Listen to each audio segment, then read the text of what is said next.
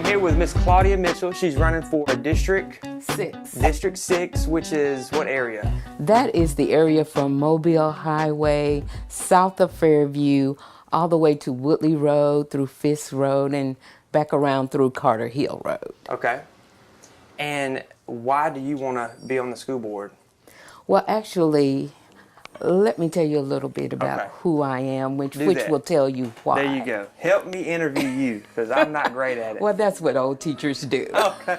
So, then, like, you were a teacher. Yes. I knew I felt some type of pressure when you walked in the door. I was like, okay. Well, actually, I'm a retired educator, and I am passionate about the children.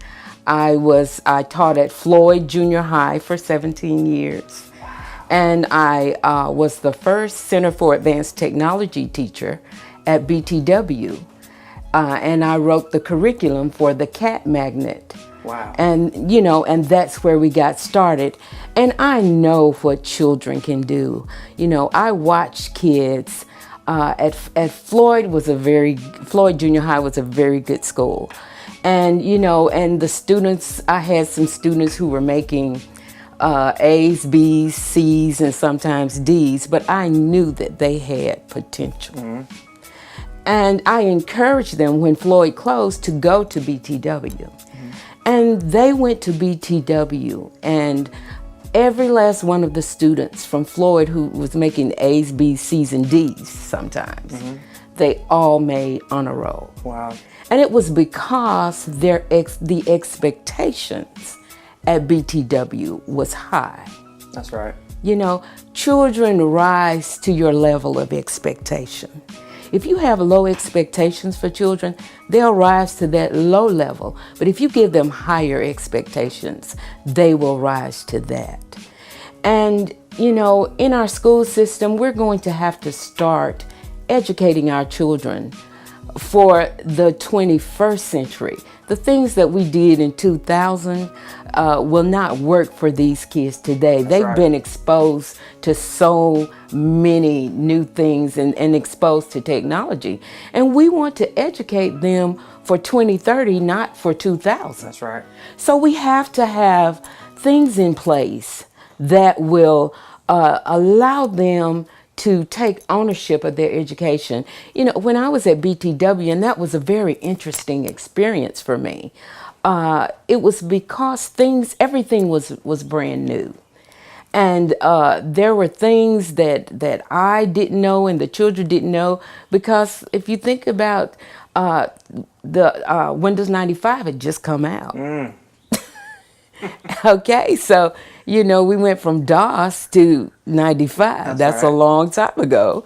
But if you think about it, so what we did was I sat down with the kids and I let them take ownership into their education.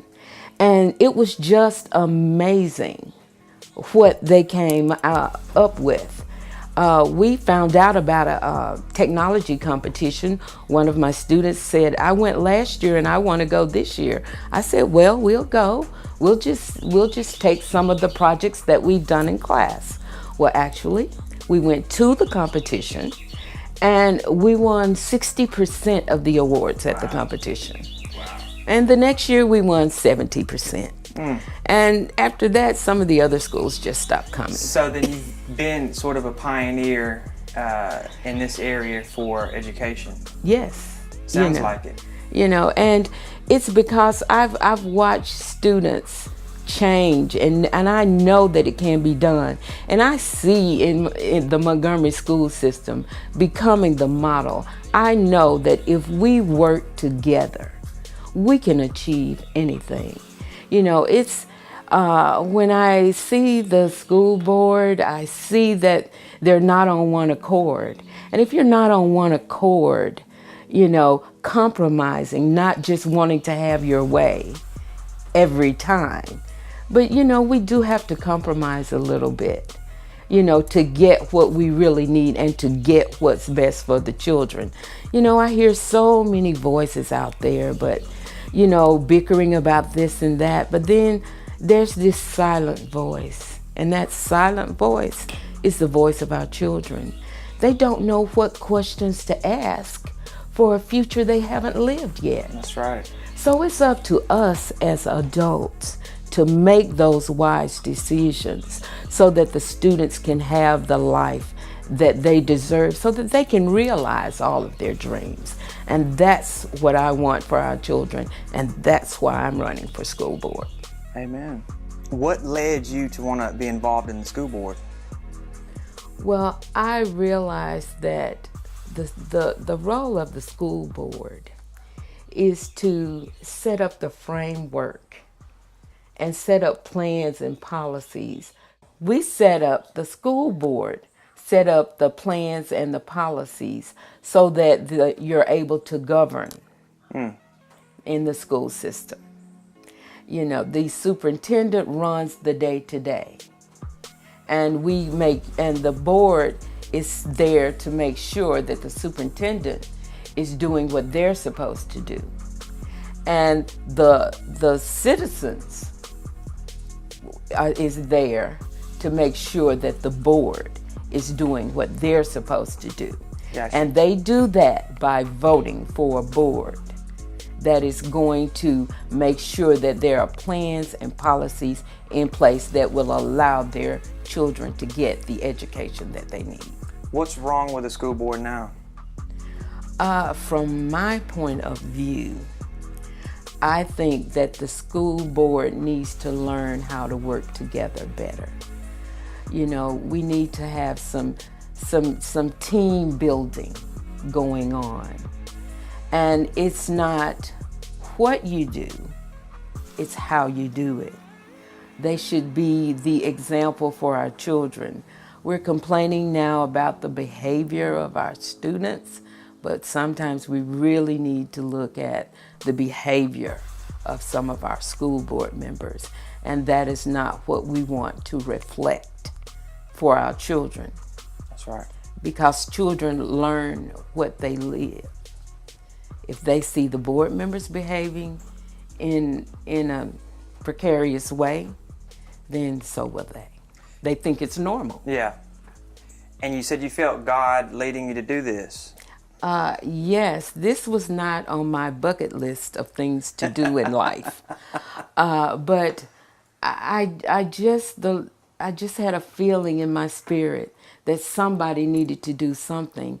And I would always tell my students, if you're not trying to solve the problem, you're a part of the problem. So and something said, you told the kids what to do. Nobody is stepping up. Then it must, then I felt that it was my job to do that. Why is it important for people to vote? Younger people that may not vote. Your vote is your voice. You can speak to your friends and neighbors and give them opinions, but where will that go? That's right. The only way that you can be heard, that you can make a difference, is with your vote. Your vote is your voice to speak up for what you believe in. That is so good. Not to mention that all the people that fought for that right to vote. That is just supreme. I grew up during the civil rights movement, and I remember my mother bringing people over to our house, and we had to cook and clean up because, they were coming, and she was teaching the poll test, and people had to pay poll tax and take a 3 or 4 page test. Just to vote. And if you missed one thing on that test, you could not become a registered voter. Huh. Interesting. Very interesting. So the right to vote was passed, but they still put up a couple hurdles. Hurdles to keep them from voting. I got you. And and back then a lot of people couldn't read and write. A lot of the older people did not read and write. But they knew how important it was to get a good education. without a good education, your quality of life will be impaired. You know, and my thing is, what I would always tell my students is that you actually go to school for two reasons, and that is to learn how to think and solve problems, and how to get along with other people. That's right. Those two things are the main things that you should learn from school. You must be a thinker.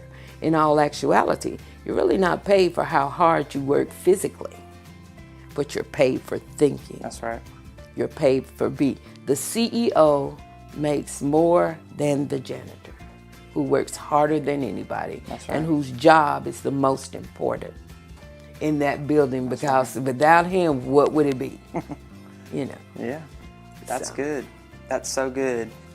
When you decided to do this, just as a human being, knowing the responsibility that comes with something like this, were you a little nervous?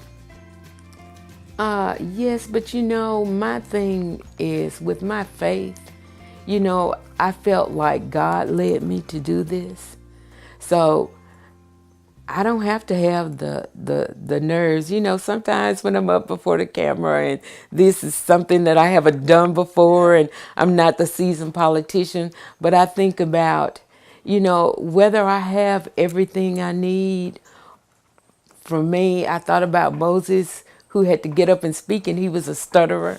But God, I'm expecting God's grace. That's right. And mercy for me to go through this. And I know that people will see my heart. That's right. And see how I feel, you know, as my daughter teases me, because I didn't know that the school board members were paid. And I was like, really? I thought it was a volunteer. And you know, and I said, you know, with the state that we're in, you know, I'll work, you know, for free, or, you know, I'll donate a portion of my salary back to the schools every month. You know, I don't mind doing that. You know, I'd actually do this for free. Yeah, that's awesome. You know, trying to reach the young people.